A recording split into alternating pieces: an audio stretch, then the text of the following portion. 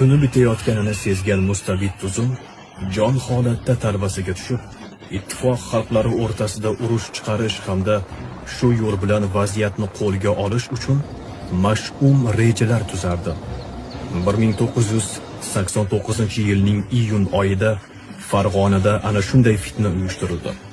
Millatlar aro nizo chiqarishda ustasi farang bo'lib ketgan mustabidlar qamoqdan maxsus chiqarilgan sobiq mahbuslar vositasida xalq orasida birodarkushlik urushini boshlashdi.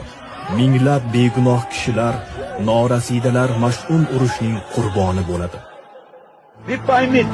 Siz bir narsani tushuning, bu oddiy ko'cha bezorlik emas. Agar yuqoridan hasboshlab turilmasa, har bir odam qilayotgan ishining oqibatini o'ylaydi-ku. Bu xalqning irodasi emas, bu yuqoridan bosimning oqibati.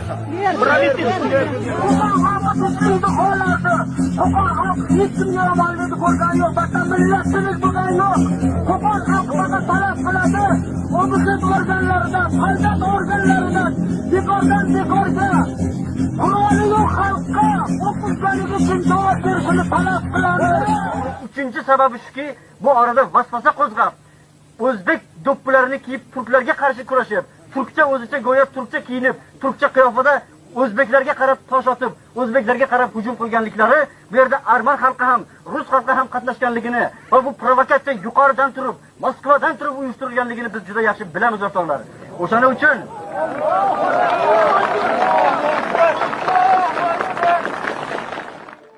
bu voqealar sodir bo'layotganda Moskvada butun ittifoq millatlar kengashi syezdi bo'layotgan edi.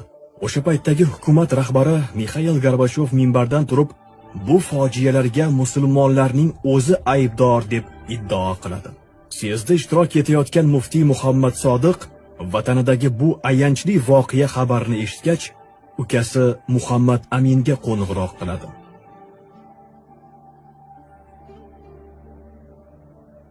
Shayx hazratlari menga qo'ng'iroq qilib, aniqini bil, nima gap deganda, biz harakat qilib qo'limizdan kelgancha o'sha voqeani tafsilotlarini Shayx hazratga yetkazganmiz.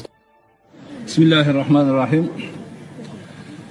Дорогие товарищи, народные депутаты, я народный депутат Мухаммад Садык, муфти, председатель Духовного управления мусульман Средней Азии и Казахстана.